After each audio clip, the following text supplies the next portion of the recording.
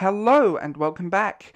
I have wanted an excuse to talk about the Blade films on my channel for a very long time, and now I have an excuse. Stephen Dorff is 100% right about Marvel and the MCU, and it's completely true. He went viral a few years ago for saying that Black Widow looked like garbage, and he was embarrassed for its leading star, Scarlett Johansson. And in fairness, I think we all were.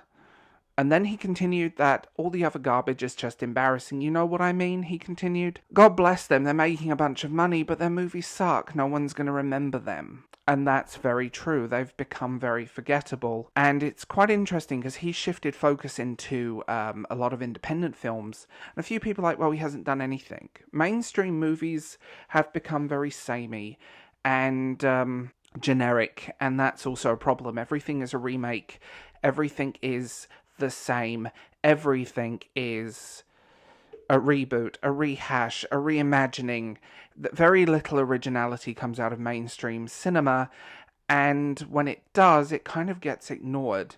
So the few good movies get pushed aside or completely ripped apart for just existing, and when you have something as successful as, say, Tom Cruise's Top Gun 2, I mean, the whole, they ripped, the woke critics just ripped that movie apart, and it was absolutely hilarious, looking for them reasons to call it problematic, which didn't stop the movie. Marvel is currently developing a new take on Blade for its Marvel Cinematic Universe, but it's not all gone according to plan. The original director has exited the two films 2 months before the production date started.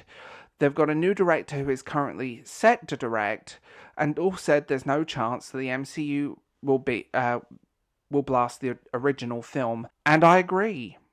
This is 100% true. You cannot replicate those films, these very gritty, urban, dark, real-world movies. And they're attempting to make a family-friendly film. I mean, he carries on. Marvel is used to me trashing them anyway, Dorff said. How's the PG Blade movie going for you? They can't get a director because nobody who goes there is going to be laughed at by everyone. And that's true. Anyone who goes to this movie is going to get ripped apart. Because we've already did it. We made it the best. Earlier in the interview, Dorff said he'll do mainstream movies like all the time if they were good, the actor added. But if one or two a year happens, don't, for whatever reason, cast me in a role.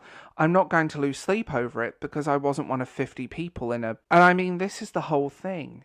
Those original Blade movies are iconic. I mean, the first one is this gritty, urban take on Blade that borrowed elements from kind of the reinvention of the character from the Spider-Man cartoon, Whistler, for example.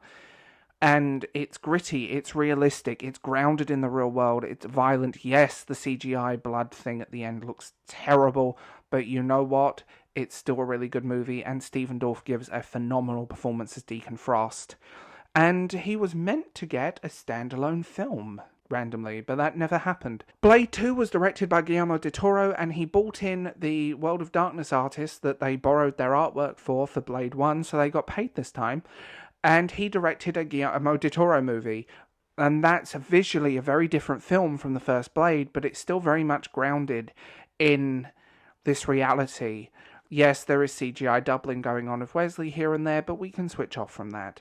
That was a thing in the 2000s. Blade Trinity, the director's cut, is actually the good film. The theatrical version is strange, but that Wesley Snipes is barely in that movie because Wesley Snipes was difficult and some stuff went down, and he spent all the time in his trailer getting high and sending people passive-aggressive notes. So, yeah, that's the reason that film is more of a Ryan Reynolds movie, and that actually works in its favour, because if you forget Blade, it's a good Ryan Reynolds thing.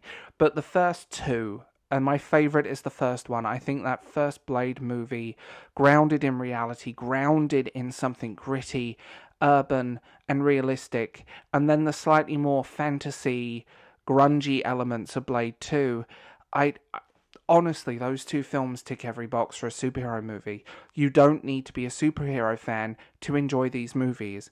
And ultimately, I think it's a shame that they're trying to replicate it. That maybe Instead of coming up with another project that's redactive of another project, why not create something original? Because we know what they're going to do with Blade. It's going to be a family-friendly vampire movie with almost no violence, no blood, no character development, no real story other than it's Blade, and it's going to be a very basic good guy, bad guy finish. I don't think the current team at Marvel know how to deal with characters outside of spandex, and this is prime example.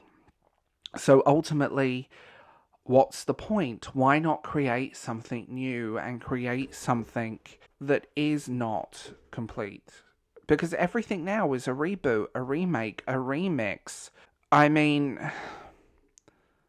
it's just the thing of it. You look at it all and it's like people get scared of anything violent or anything outside of the norm or anything that is not fitted into this weird family-friendly thing. It's sad that films have been stripped of their art and stripped of their ability to be movies and tell a story when every film is so focused on a message and putting that message ahead of characterization and story.